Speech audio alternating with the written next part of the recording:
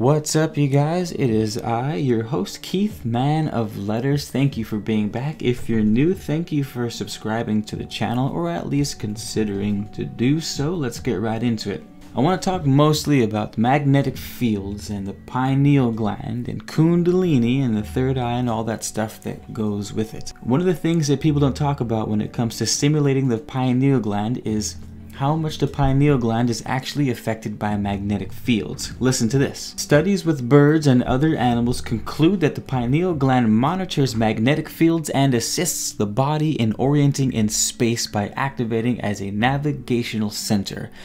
This magnetoreceptive capacity also explains why geomagnetic storms and environmental stresses can affect the pineal gland, leading to problems with circadian rhythms and melatonin secretion. The heart generates a strong electromagnetic field that permeates the whole body.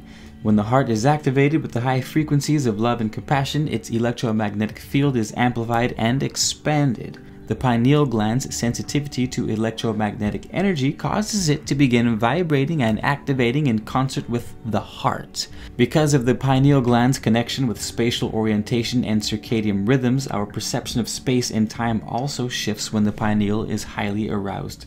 The Earth generates an electromagnetic field. The human body generates an electromagnetic field.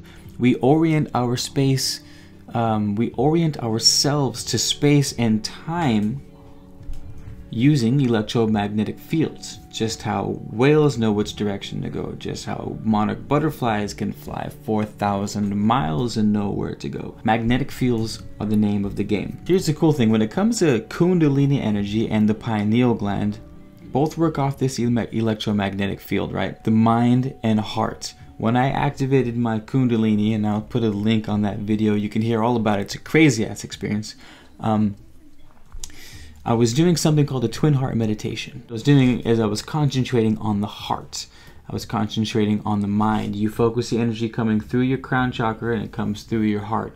Well, as we see here, give me some wiggle room here, that the pineal gland, the mind, responds to electromagnetic fields. The heart generates an electromagnetic field. So if we can get both of those things kicking, then they're going to feed each other.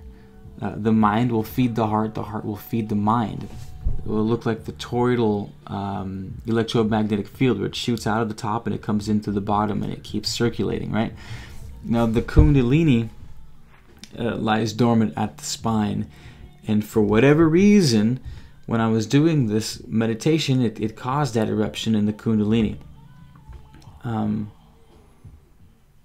Which leads me to believe, possibly, that they're both tied together. So when you have the Kundalini, it rises from the bottom and it goes up through the top of the head. You've seen those pictures where it looks like an electromagnetic field comes back down through the bottom and it recirculates.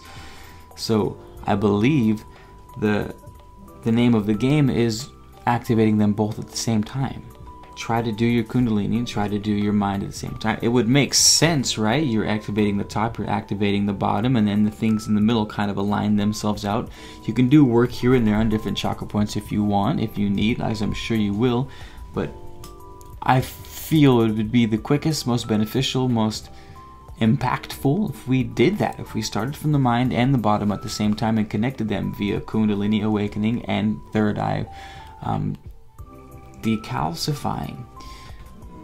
I have some other videos on my channel. The last one I just put out was actually on decalcifying the pineal gland, which you should check out, I would hope. But to me it seems important to acknowledge the association between magnetic fields and the pineal gland. How pineal glands respond to magnetic fields, how the heart generates its own magnetic field, how the Kundalini is the base. If you're looking at a magnet or a battery, it has the North Pole and the South Pole. It always ejects energy at the North Pole and it receives energy at the South, right? One's pushing energy out, one's getting it in. When you have a magnet and you put two positive sides, both of them are pushing against each other because they're both emitting electrons. So the electrons are hitting against each other, so you can't put them together. But you flip them over and they're impossible to separate, especially if the magnetic pull is harder. The reason why is because you've completed a circuit. You're going positive to negative and negative to positive. You're finishing the circuit. So when you're trying to stimulate your Kundalini, when you're trying to decalcify your pineal gland, make sure you're doing them at the same time. Let them feed off of each other. Let your crown explode with energy and let your root absorb the energy. Complete the circuit. Hope that helps. Again, thanks for being here. I appreciate it. Feel free to leave a comment. Let me know what you guys think. Subscribe to the channel. Thanks for being here. Thanks for everything you guys do. And Merry Christmas.